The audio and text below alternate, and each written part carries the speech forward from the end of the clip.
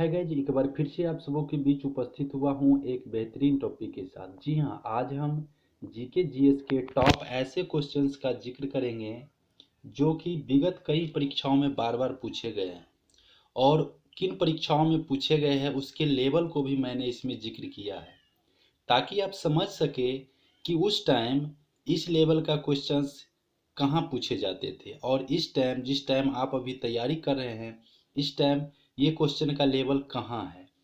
ठीक है, तो इसमें आपको काफ़ी डिफरेंस अंतर तो इसमें आपको काफ़ी अंतर नज़र आएगा। जैसे कि पहला सवाल आप देख लीजिए, यहाँ कह रहा है कि कौन सा राज्य मुख्यतः रॉ सिल्क का उत्पादन करता है, मतलब सिल्क का उत्पादन करता है। ठीक है, तो रॉ सिल्क का उत्पादन सबसे ज़्यादा आपका कर्नाटक राज्य करता है। लगभग आपका 2/3 भाग रॉ सिल्क का उत्पादन कर्नाटक करता है। 2/3 भाग कर्नाटक में रॉ सिल्क का उत्पादन होता है। भारत में चारों प्रकार का जो रेशम है उसका उत्पादन होता है। पहले तो आप सहतूती हो गया, एरी हो गया, तसर हो गया और मूंगा, ये 4 प्रकार का जो रॉ सिल्क होता है उन सभी का उत्पादन भारत में होता है और सबसे ज़्यादा उत्पादन कर्नाटक में होता है। तो और ये क्वेश्चन पूछा गया है एसएससी सब इंस्पेक्टर एग्जाम 1998 में। आप सोच सकते हैं कि एसएससी एग्जाम 1998 में इस लेवल के क्वेश्चंस पूछे गए थे, जो कि ग्रेजुएशन लेवल पर होता है। और अभी आप इस क्वेश्चंस का लेवल देखें तो आपको पता चलेगा कि यार ये तो ग्रुप डी लेवल का क्वेश्चन दिया हुआ है। चलिए अब नेक्स्ट क्वेश्चन देखते हैं। देखिए, आपका नेक्स्ट क्वेश्चन दे रहा है कि किस बादशाह के शासनकाल में भारत में सर्वप्रथम करेंसी नोट मुद्रित हुई थी। मतलब कौन से बादशाह के शासनकाल में सर्वप्रथम करेंसी नोट, जिसका उपयोग आजकल हम लोग बहुतायत रूप से करते हैं, तो किस शासक ने सबसे पहले इसको लागू किया था? क्या वो अकबर था, हुमायूं था, शेरशाह सूरी था या फिर समुद्रगुप्त था? और इस क्वेश्चन का आप लेवल देख ले तो ये क्वेश्चन भी आपका पूछा गया है एसएससी सब इंस्पेक्टर एग्जाम 1998। तो उस टाइम इसका जो लेवल था कह सकते हैं कि थोड़ा आसान था। अभी के मुकाबले यदि करें तो थोड़ा आसान था, फिर भी डिफिकल्ट उस टाइम भी था, जो नेक्स्ट क्वेश्चन में हम देखेंगे। तो क्वेश्चन है कि किस बादशाह के शासनकाल में सर्वप्रथम करेंसी नोट मुद्रित हुई थी? तो इसका आंसर है आपका ऑप्शन नंबर सी। जैसा कि आप सभी भी जानते होंगे कि शेरशाह सूरी ने सबसे पहले करेंसी नोट मुद्रित करवाया था। चलिए अब नेक्स्ट क्वेश्चन देखते हैं। देखिए, नेक्स्ट क्वेश्चन है आपका कि निम्नलिखित में से किस में केंद्रक नहीं होता? जी हाँ, न्यूक्लियस किस में नहीं होता है? न्यूक्लियस किस में नहीं होता है? जी हाँ, ये क्वेश्चन आपका पूछा गया है एसएससी सब इंस्पेक्टर एग्जाम 1998 में। और क्वेश्चन है आपका कि निम्नलिखित में से किस में केंद्रक नहीं होता है? देखिए, आप सिर्फ पढ़ते जा रहे हैं, पढ़ते जा रहे हैं, पढ़ते जा रहे हैं, उससे कुछ नहीं होने वाला है। आप पहले समझे तो सही कि आप क्या पढ़ रहे हैं और आपको पढ़ना क्या चाहिए। आप अभी किस लेवल तक पहुंचे हैं और आपको किस लेवल तक पहुंचने के बाद आपका गोल अचीव हो जाएगा। तो उस मोमेंट के साथ यदि आप पढ़ते हैं, आप अपने गोल को एम करते हैं, तो आप ठीक हैं। जो तैयारी है आपकी बस उसी में कुछ पुशअप की जरूरत है और आप अपने गोल को पा जाएंगे। वैसे सिर्फ पढ़ते जा रहे हैं, पढ़ते जा रहे हैं, ये बुक पढ़े वो बुक पढ़े, उससे कुछ नहीं होने वाला है। पहले आप समझे, है ना। ये क्वेश्चन का लेवल देने का मेरा तर्क यही है कि कुछ नहीं हुआ है इसमें, बस थोड़ा सा मामूली कुछ डिफिकल्टी को बढ़ाया है। बाकी क्वेश्चंस के पैटर्न्स जो थे आज भी वही पैटर्न से हैं, वही से क्वेश्चंस को लिए जा रहे हैं। तो चलिए इस प्रश्न को देखते हैं कि निम्नलिखित में से किसमें केंद्रक नहीं होता है। अब चर्चा हो रही है केंद्रक न्यूक्लियस का। तो जैसा कि हम सभी जानते हैं कि मानव कोशिका में न्यूक्लियस होता ही है, पादप कोशिका में भी बिल्कुल होगा और एक परमाणु में भी न्यूक्लियस निश्चित रूप से होता है। तो इस प्रकार आप कह सकते हैं कि इसका आंसर होगा एक विद्युत सेल में। नेक्स्ट क्वेश्चन है आपका कि गांधी जी ने जिस सिद्धांत के माध्यम से आर्थिक असमानताओं को दूर करने का प्रयास किया था। जी हाँ, गांधी जी ने एक बेहतरीन मॉडल प्रस्तुत किया था जिससे कि आर्थिक असमानता दूर हो। तो वो सिद्धांत उनका क्या था, किस परिप्रेक्ष्य में था? क्या वो मशीनों को समाप्त करना चाहते थे, क्या ग्राम उद्योग स्थापित करना चाहते थे, या फिर वह न्यासधारिता का सिद्धांत था, या इसमें से कोई नहीं? और ये क्वेश्चन आप देख लीजिए, ये एसएससी ग्रेजुएट लेवल 1999 में पूछा गया क्वेश्चन है। तो आप इस क्वेश्चन के लेवल को देख ले कि ये क्वेश्चन का क्या मानक हो सकता है। ये स्टैंडर्ड लेवल का आपका क्वेश्चन है जो बार बार परीक्षाओं में पूछे ही जाते हैं, भले ही वो थोड़ा इर्द गिर्द घुमा के क्वेश्चन हो, लेकिन क्वेश्चन का भी वही होता है। तो इसका आंसर है आपका न्यासधारिता का सिद्धांत। जी हाँ, गांधी जी ने आर्थिक असमानताओं को दूर करने का जो प्रयास किया था उसमें न्यासधारिता के सिद्धांत का उन्होंने उल्लेख किया था। नेक्स्ट क्वेश्चन है कि ए पैसेज टू इंग्लैंड। जी हाँ, एक बेहतरीन पुस्तक है ए पैसेज टू इंग्लैंड। अब इस पुस्तक के लेखक कौन है? ये आपका एसएससी ग्रेजुएट लेवल 1999 में पूछा गया क्वेश्चन है कि ए पैसेज टू इंग्लैंड पुस्तक के लेखक कौन है? E.M. फॉरेस्टर, नीरज सी चौधरी, विक्रम सेठ और एरिक सेगल। तो इसका आंसर है, उस टाइम का ये काफ़ी ख्याति प्राप्त पुस्तक था। 1999 समथिंग में ये पुस्तक लिखा गया था। तो इसका आंसर है आपका नीरज सी चौधरी। जी हाँ, नीरज सी चौधरी ने ए पैसेज टू इंग्लैंड पुस्तक को लिखा था।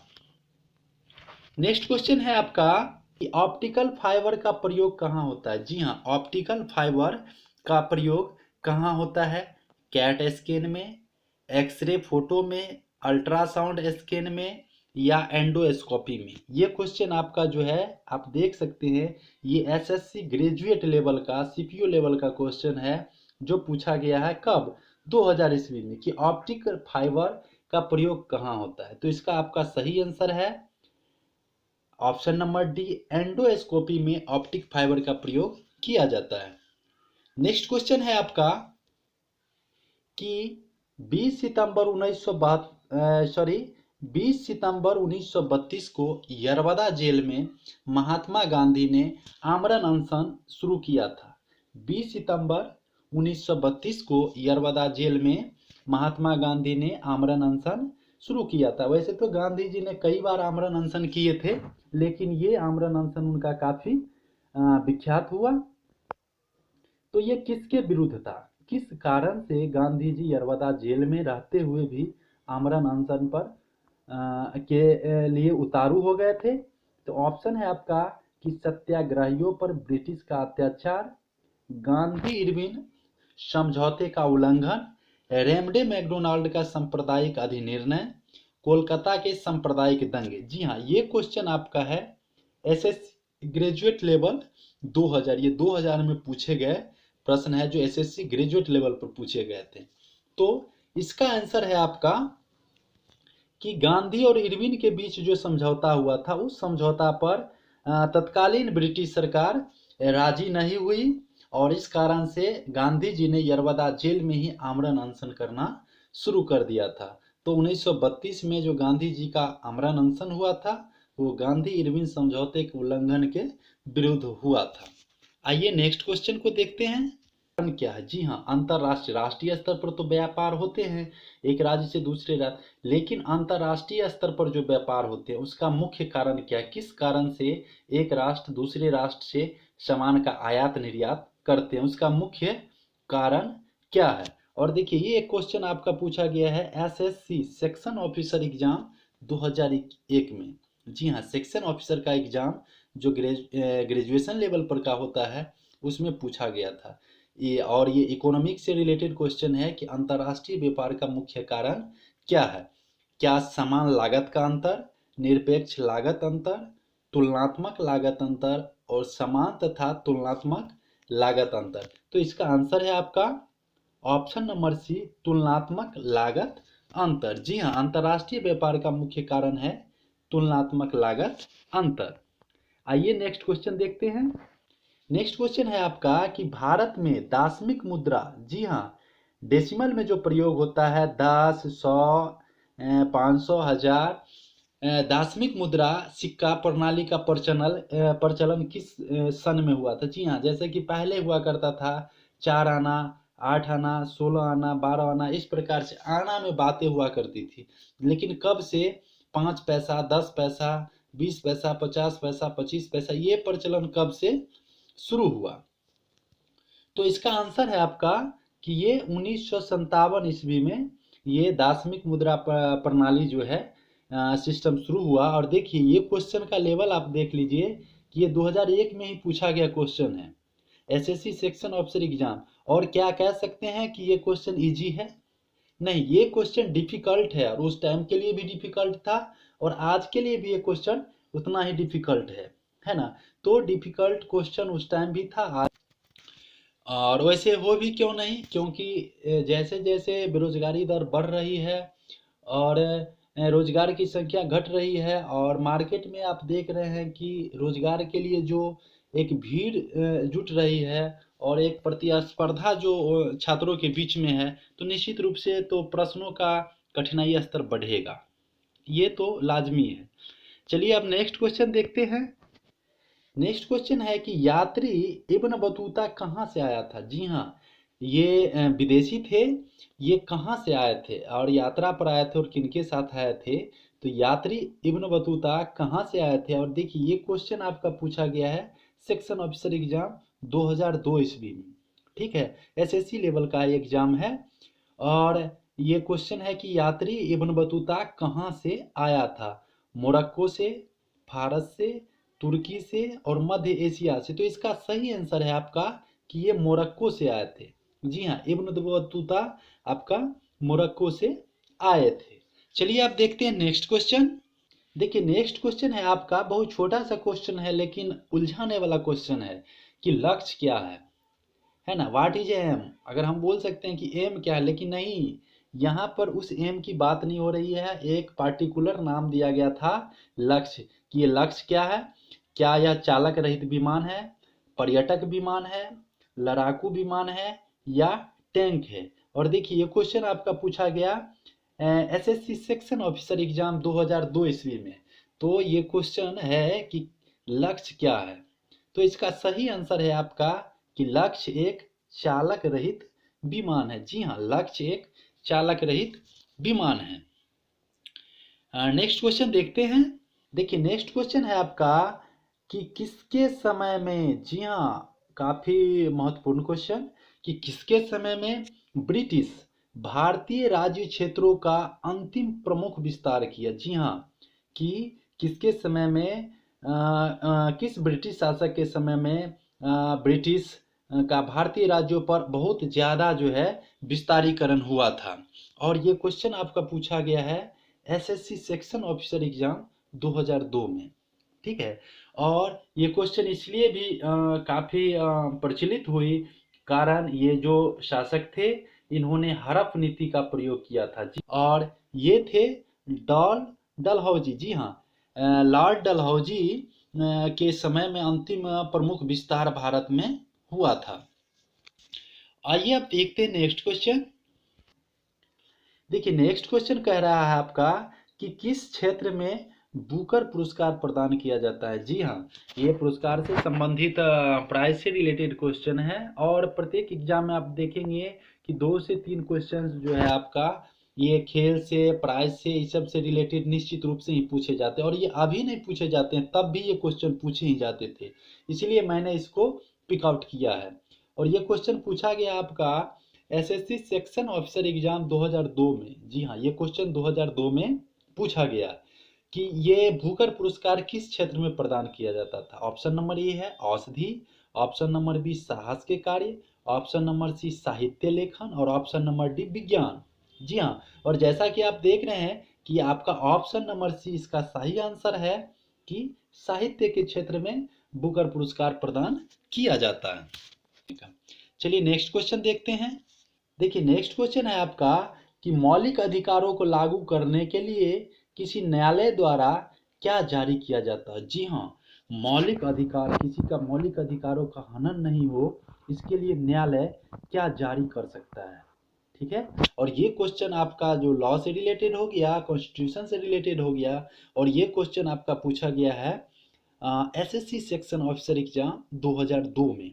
जी हाँ, 2002 में सेक्शन ऑफिसर्स के एग्जाम में ये क्वेश्चन पूछा गया था कि मौलिक अधिकारों को लागू करने के लिए किसी न्यायालय द्वारा क्या जारी किया जा सकता है। जी हाँ, और ऑप्शन है आपका डिक्री, अध्यादेश, समादेश जिसे आप रीट भी कह सकते हैं, और उसके बाद है आपका अधिसूचना। तो इसका सही आंसर है आपका कि उसके लिए माननीय न्यायालय समादेश रीट जारी करते हैं। जी हाँ, मौलिक अधिकारों का हनन नहीं हो इसके लिए न्यायालय समादेश, जिसे इंग्लिश में आप रीट कहते हैं, उसे जारी किया जाता है। नेक्स्ट क्वेश्चन है आपका कि रासायनिक रूप से रेशम का रेशा क्या होता है। जी हाँ, रेशम का उपयोग तो बहुतायत किया जाता है, हम सभी लोग करते हैं, है ना। लेकिन ये इसका जो रेशा होता है वो मुख्यतः रासायनिक रूप से क्या होता है, ठीक है। और ये क्वेश्चन आपका साइंस फैकल्टी से है, और ये सेक्शन ऑफिसर एग्जाम 2002 में पूछा गया है। और आपका ऑप्शन है कार्बोहाइड्रेट, वसा, प्रोटीन और सेल्यूलोज की रासायनिक रूप से रेशम का रेशा क्या होता है। तो रासायनिक रूप से रेशम का रेशा आपका सेल्यूलोज होता है। जी हाँ, देखिए नेक्स्ट क्वेश्चन है आपका कि निम्नलिखित में से कौन मौलिक अधिकार नहीं है। जी हाँ, इनमें तीन ऑप्शन में मौलिक अधिकार दिए गए हैं, और एक कौन सा ऑप्शन है जो मौलिक अधिकार नहीं है। पहले थे मौलिक अधिकार लेकिन उसे हटा दिया गया। और ये क्वेश्चन आपका पूछा गया है CPO SI exam, sub inspector exam 2003 में। जी हाँ, आप देख सकते हैं इस क्वेश्चन का लेवल क्या है कि ये सीपीयू एसआई लेवल के एग्जाम में पूछे गए क्वेश्चन है कि कौन से मौलिक अधिकार नहीं है। ऑप्शन नंबर ए समानता का अधिकार, ऑप्शन नंबर बी स्वतंत्रता का अधिकार, ऑप्शन नंबर सी शोषण के विरुद्ध अधिकार, और ऑप्शन नंबर डी संपत्ति का अधिकार। जी हाँ, तो इसमें आपका ऑप्शन है ऑप्शन नंबर डी संपत्ति का अधिकार। ये आपका वर्तमान में मौलिक अधिकार नहीं है, ये आपका कानूनी अधिकार है, लीगल राइट है कि ये संपत्ति आपका है, लेकिन ये आपका मौलिक अधिकार नहीं है। तो आप देख सकते हैं कि क्वेश्चन का पैटर्न क्या है, इसका लेवल क्या है, और आप अंदाजा लगा सकते हैं कि आप किस हद तक तैयार है किसी एग्जाम को प्रिपेयर करने में। चलिए नेक्स्ट क्वेश्चन देखते हैं। देखिए नेक्स्ट क्वेश्चन है आपका कि संघ लोक सेवा आयोग यूपीएससी की मूल संस्था लोक सेवा आयोग कब स्थापित किया गया था। जी हाँ, संघ लोक सेवा आयोग यूपीएससी की मूल संस्था लोक सेवा आयोग की स्थापना कब की गई थी। तो इसके बारे में आप जान ले कि ये जो है आपका सीपीयूएसआई लेवल एग्जाम में पूछा गया था, और आपका ऑप्शन दे रहा है 1 अक्टूबर 1926, 1 अप्रैल 1937, 15 अगस्त 1947, और डी में आपका 26 जनवरी 1950। तो इसका सही आंसर है आपका 1 अप्रैल 1926।